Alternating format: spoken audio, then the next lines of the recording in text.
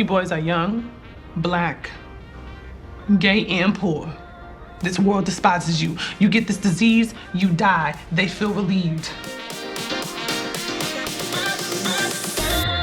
All right, enough playing around. That's dirty. I gotta talk to y'all about something serious. Ricky, Damon, I was stunned to hear that y'all two were still having unprotected sex. I thought all those funerals we've been going to would scare you into being responsible, but apparently, I need to take some more direct action, so. This is what's gonna happen. No. A cucumber? I'm going to take some proper condom application stuff. Now, I recommend pre-lube when putting it on so it doesn't break and during penetration. During penetration? Hey, remind me to skip the salad for dinner tomorrow. You know what I'm saying? Shut your mouths.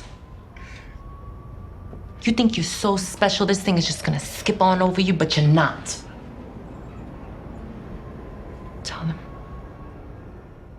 Pose is about the ballroom scene in New York City. I guess in a way, kind of a prequel to Paris is Burning. This cast of characters, you meet Blanca, and she decides to start her own house. And it's kind of like a group of misfits that come together in that house of Evangelista. In the scene, she has called everyone over for dinner, and she's decided she wants to give them safe sex tips. I wanted to please them. I wanted to make them feel so good. So I didn't use any condoms. And now I got AIDS. Listen, I'm sorry, and I didn't mean to hide it from y'all. I just wanted to protect y'all, and me telling the truth is the only way I could do that.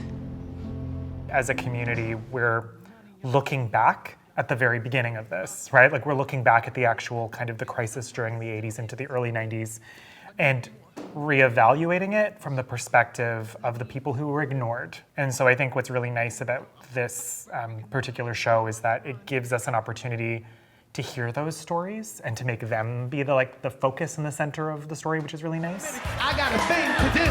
What are you doing? What are you serving at? Oh! Yes, mama! Yes! Just a vision in lavender. Realness. This whole thing with Pose, I lived part of it. I think this show, the way it's written, it gives you a better feel of what it is to be in a ballroom and what it meant.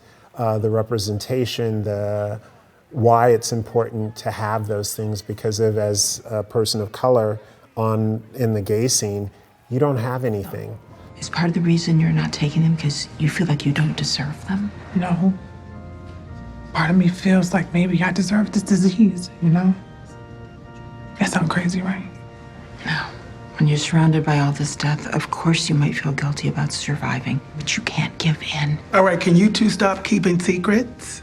I just finished doing a think tank for an organization called Realize, and we were talking about aging with HIV. I'm in a weird age group. I'm going to be 54 this year, but some of the people that we were talking to were like 72 or, pushing 76, and became HIV positive back at the beginning of the 80s.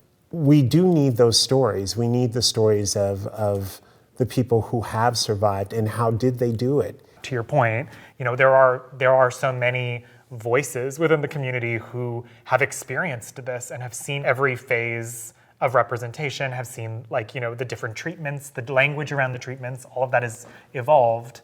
I'm super curious to see how this final season handles the ending, especially when talking about AIDS and HIV, is that you'll have your narrative neatly clean up, and then the characters who are positive will die, and then the other characters will live. Hopefully, some of the characters who are positive will continue to live beyond the narrative, and I think it will, because I do think the show is very aware of trying to tie the past to the present in a really smart way. I'm hopeful that representation happens for sure.